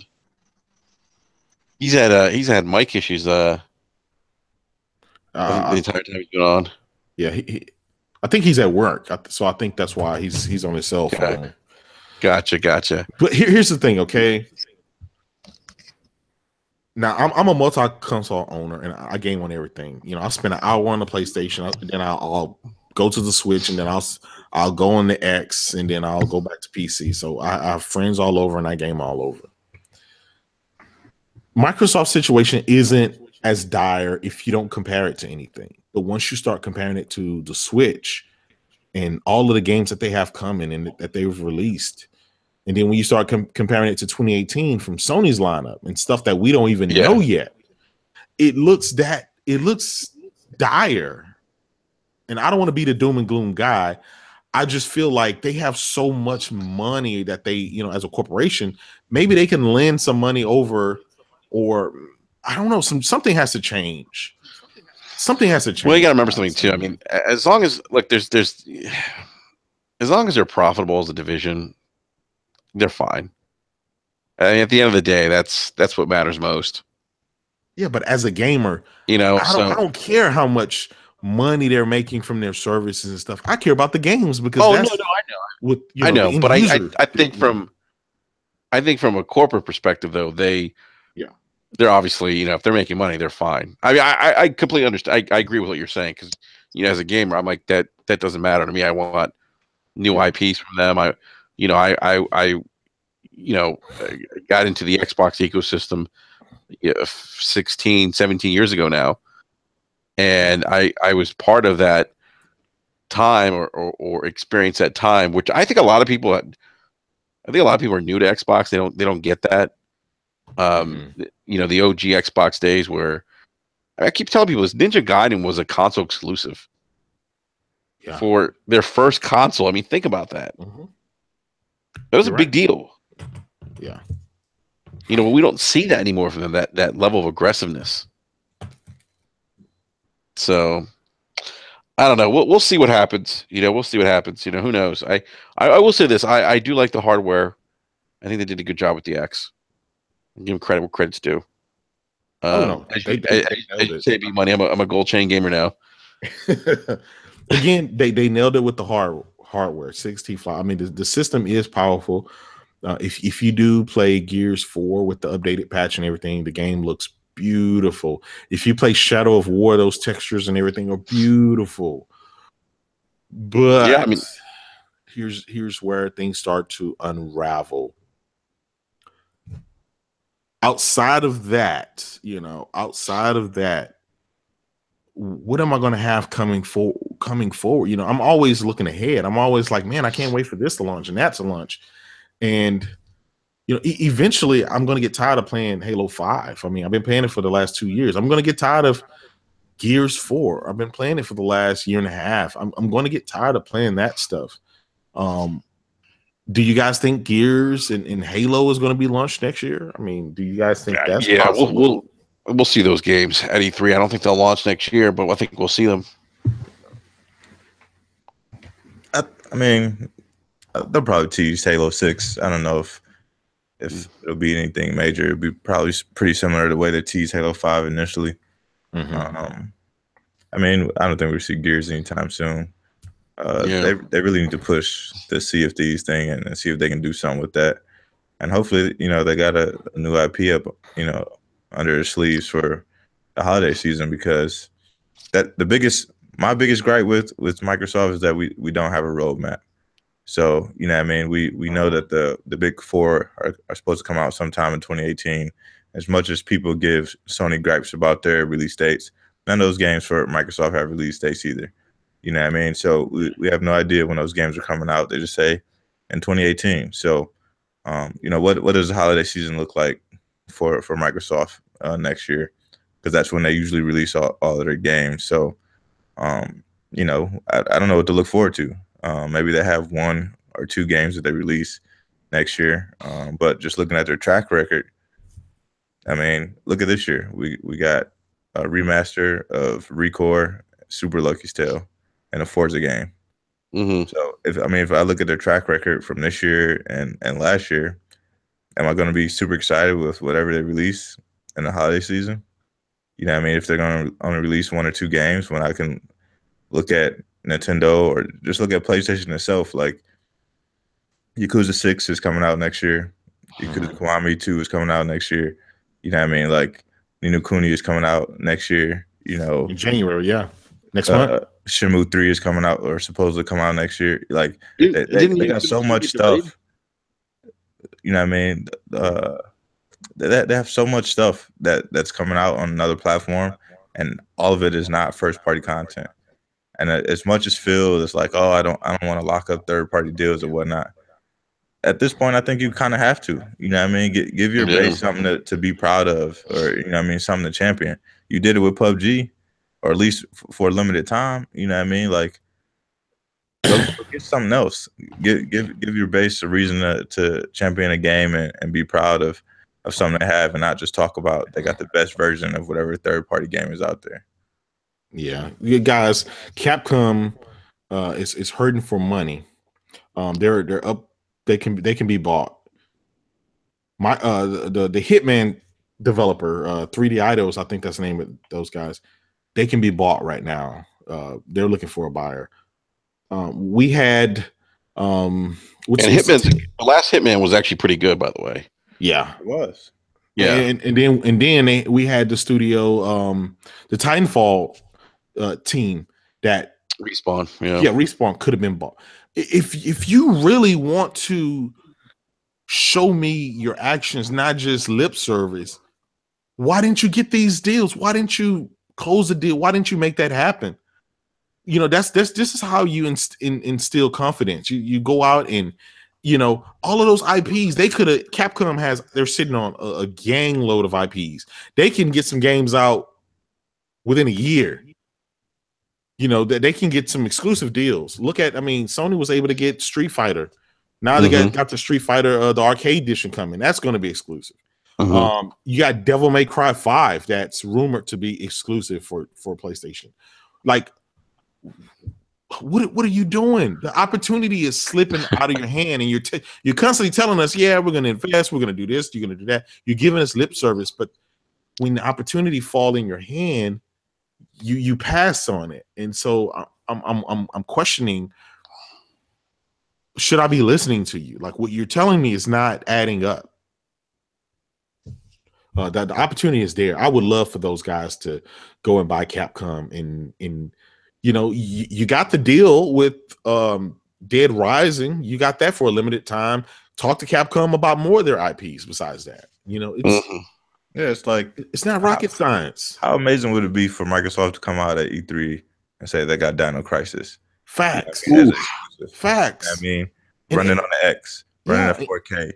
Like, how much would that cost? That's not. You don't have to buy the whole company. Just get the IP. Get them to do a deal. Even if it's a time deal. If Microsoft worked on 10 exclusive time deals like right now and announced those, everybody be like, "Oh crap, they really mean business. Let's I'm looking forward to it." Or if they did an Onimusha. What if they did a reboot of Onimusha? Right? Yeah. There's a bunch of stuff. People. I mean, it just that's not. I'm not. Can you imagine the fan reaction if they're like, "We have Onimusha and it's exclusive"? Yeah. Yep. People would be hyped. That's the type of announcements that they need, though. Yeah. That's why I'm. I've been an Xbox guy for a long time, but I'm just getting more and more fearful every year because it's always wait until this event, wait until that event, wait until this event. It's like, how much longer do you want me to wait? You know what I mean? I'm waiting for somebody to knock my socks off at one of these shows, and it still hasn't happened yet. And now there's an interesting scenario now where we have Nintendo, who you didn't really have to worry about now, or in the past. You have to worry about them now. Yeah, they're working on second place right now. They're coming up fast. And I told y'all Nintendo was coming. I told y'all before they even launched. I was like, watch what's gonna happen. You said it. And nobody wanted to believe me. No, everybody thought I was crazy. I was some lunatic. I know what the hell I was talking about. By March, for your eyes, man. By March next year, in a couple of months, literally in 3 months, they're projected to have sold half the amount of consoles as the Xbox in that time frame. So 1 year. In 1 year. So it's like, I get what Phil's saying. He's this and that. He's giving a lip service, but maybe us as gamers see the situation dire as dire than they see it. Maybe they look at it differently. Maybe they're like, we don't care. It doesn't really matter to us. But as us, we care because we want Xbox to be there for the future. We want them to be giving us the content and to fight for our dollars. Right now, it doesn't seem like there's a fight. It just seems like there's a slapping fest and only one person is slapping. That's funny. Oh man. Yeah. It's a hard truth, man. I'm telling you, but it's funny. You say these things to people and they get upset. Oh yeah, I'm the fanboy. I'm the Sony pony. I'm that. Now again, I troll.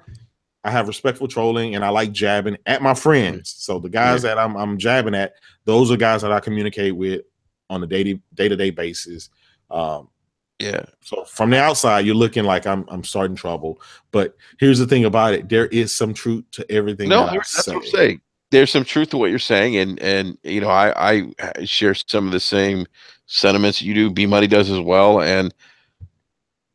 But look, we all of us on this panel, we all have Xbox One X's. Yep. Because we're at the end of the day, we're all gamers, and if we're critical, and I say this because I think it's important to say it, we're critical because we want them to be successful. We want them to do these things because it benefits us as gamers. Yeah. And everyone should want that. Like, everyone should want more games, better games. Yeah. They're in a unique position right now, and I've never seen this out of all these years of gaming, man. I've been gaming ever since the Atari 2600. I'm old, but I'm not that old. I'm 36 years old. So here's the thing, right? With the positioning of the X, it is the world's most powerful console. But at the moment, it doesn't have the content to display it as being the most powerful console or enough where people actually care. A lot of people know it's the most powerful console, but they really don't care because they're so used to getting the content from Nintendo or Sony. So you have to make people care. You have to make them listen and make them care. And that's what software does. But in a couple of years, in a year and a half, Sony is going to be advertising their PlayStation 5, their next generation console. And here's what are you gonna do? What are you gonna do then? The new Switch XL, they're gonna be working on a new Switch XL or whatever their successor is. Or not successor, but you know how Nintendo do. I mean, with their handhelds, they may make different variations of it. What are you gonna do then? Yeah. Where are we gonna be? Yeah, because once they make that variation and just about every game can be played on a Switch, you just added so many more people to your audience by doing that. You know what I mean? They're starting now with getting a lot of third-party stuff. But if they can get everything to release day and date on the next Switch or whatever, it's going to be a tough road for Microsoft, man. Because even the Switch is drawing a lot of people away from Sony as well. You know what I mean? A lot of the Japanese games and stuff are releasing on the Switch, so a lot of people are picking up the games there. So true. They got to be careful. Both of them got to keep their eyes open. Yeah. Sony recently came out and said that they are keeping their eyes on Nintendo and say that they are. They should. They are serious competition. They're not discounting those guys at all. No, they shouldn't. They shouldn't. Reggie's got his swag back. If you saw it at the Video Game Awards, exactly. So, it's we need to get to the last topic of the evening. We'll have to maybe next week we'll tackle that subject, but I do need to wrap up because I do have a hard stop. I got to get up like super early tomorrow morning. But Jay, man, thank you again, man, for dropping in, man. It was a great conversation with you, and dude, we got to get you back on again, man, and talk some more video games. Thanks, man. I really appreciate it. Enjoyed my time. Thanks for the invite. Again, and I follow all you guys. Again, big fan. I'm just a fan, big fan of gaming, and I had a great time. It's always good talking games, and luckily I was able to go to the PlayStation Experience and have some stuff to come back and kind of share with you guys. Oh yeah, I mean that was awesome, man. Thank you for sharing that stuff with us. And if people want to find you, where can they find you at? You guys can find me on Twitter at JayDubCity16. I'm always keeping you guys laughing with the gifts and the memes. Always respectful, always keeping it gaming. And that's it, man. That's where to find me.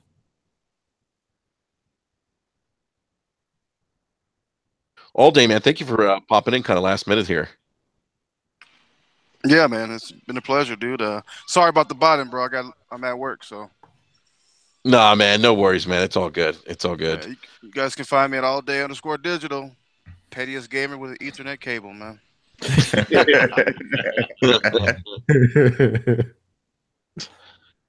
And B Money, man. It's always a pleasure, man. Where can people find you? Yeah, man. Just follow me on Twitter at BMoney101. So, or you can find me at on YouTube, Tick Podcast. We go live every Saturday night at 10 p.m. Eastern Standard Time. So we'll be on there discussing a lot of Xbox's future, for 2018 this week. So definitely come through and check us out, man. Yeah, I definitely need to check that out.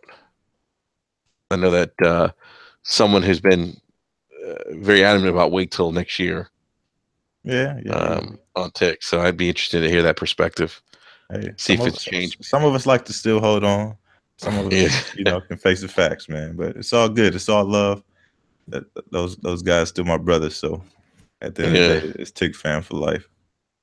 And B, by the way, man, speaking of my gold chain gaming habits, I am currently downloading Tom Clancy's Ghost Recon because I heard it looks really good.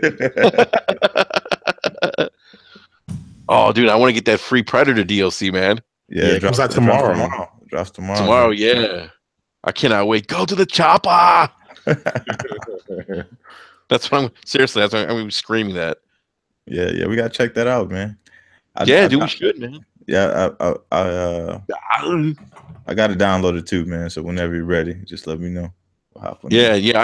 I bought the game. I think did we buy it like the same time? Yeah, we played it for a hot minute. Yeah, we could really link up, man. You know how it is. Yeah. So, but I had the digital version, and I'm re-downloading it again because I heard it actually looks really good. That's another game that didn't really. It had some frame rate issues on the original Xbox, vanilla Xbox, or base Xbox One. So, but I heard it looks really good on the X. It's enhanced. Yeah. Enhanced. So, yeah, you know me. I like my enhanced games. Oh, that list is starting to shrink though now. I'm like, So, all right, gentlemen. Thank you guys for coming on tonight.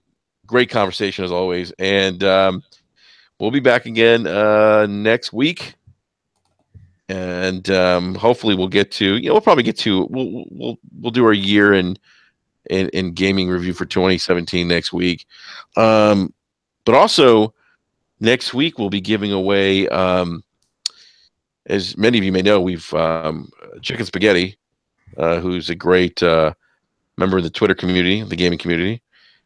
He actually picked us to. He's giving away a PlayStation 4 for the holidays, so he actually picked us as a podcast to help him do that giveaway. So we'll be announcing the winner on the 18th of December. So if you want, if you want to, throw your hat at it, you can still try.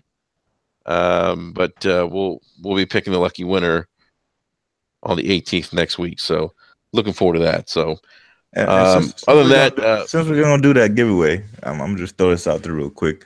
If you guys just want to vote, we'll throw out top 3 games, for the year. You guys throw out some suggestions out there, and I'll give away 2 of those games with that PS4. So, you know what I mean? You guys accumulate a list, and I'll throw those in with the PS4 that Chicken's throwing up there. So nice. All right, just upped it up. So you're saying the people that entered B Money, if they want if they want to DM you or send you a Twitter thing? Yeah, just shout us out on Twitter. Go to the BRAP Twitter page, and list the top 2 or 3 games of the year that you'd be interested in if you won a PS4, and I'll throw those in if you're the winner. All right, sounds good. B Money, I appreciate that, man. That's awesome. Yeah, that's awesome. All good. Yeah, man. So if you want to send that list, you can send it to on Twitter. You can send it to